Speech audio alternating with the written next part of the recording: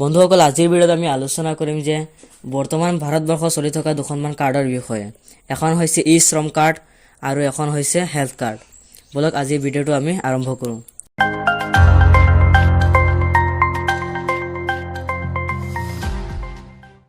বন্ধুসকল প্ৰথমে আমি জানিব লাগিব যে ই শ্ৰম কাৰ্ড কি।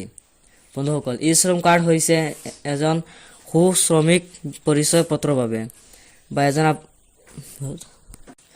যিহেতু চৰকাৰী চাকৰি বা প্ৰাইভেট লিমিটেড নাথাকিলে আমি সাধাৰণ গ্ৰাহকসকল এজন শ্ৰমিক হিচাপে পৰিচিত। গতিকে এজন শ্ৰমিক হিচাপে এই কাৰ্ডখন বনোৱা বা এপ্লাই কৰা আমাৰ বাবে অতি প্ৰয়োজন হ'ব বুলি ভাবোঁ। দ্বিতীয়তে আমি জানিব লাগিব যে কোনসকল ব্যক্তিৰ বাবে এই শ্ৰমিক কাৰ্ডখন অতি প্ৰয়োজন। বন্ধুসকল এই কাৰ্ডখন আমাৰ সাধাৰণ কাজ কৰ্ম কৰি পৰিয়াল চলোৱাসকলৰ বাবে অতি প্ৰয়োজন। উদাহৰণস্বৰূপে ৰাজমিস্ত্ৰী, অটো চালক, ৰিক্সা চালক, গাড়ী চালক, পথাৰত কাম কৰা কৃষকসকল, দোকানীসকল, মাছমৰীয়াসকল, গৰুৰখীয়াসকল ইত্যাদি কাজ কৰ্ম কৰি থকা লোকসকলৰ বাবে অতি প্ৰয়োজন। তৃতীয়তে আমি জানিব লাগিব যে এই কাৰ্ডখন এপ্লাই কৰোঁতে আধাৰ কাৰ্ডৰ লগত একাউণ্ট কিয় লিংক কৰিব লাগে।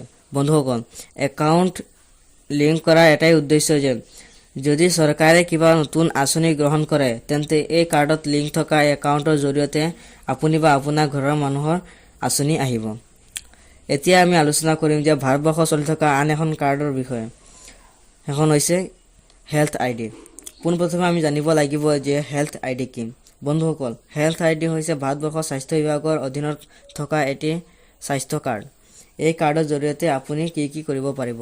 বন্ধুসকল এই কাৰ্ডৰ জৰিয়তে আপুনি যদি অসুখত পৰে বা আপুনি যদি কিবা চৰকাৰৰ পৰা কিবা হেল্প বিচাৰে তেতিয়াহ'লে এই কাৰ্ডৰ জৰিয়তে আপুনি বিচাৰিব পাৰিব। চ' আজিৰ ভিডিঅ'টো ইমানখিনি।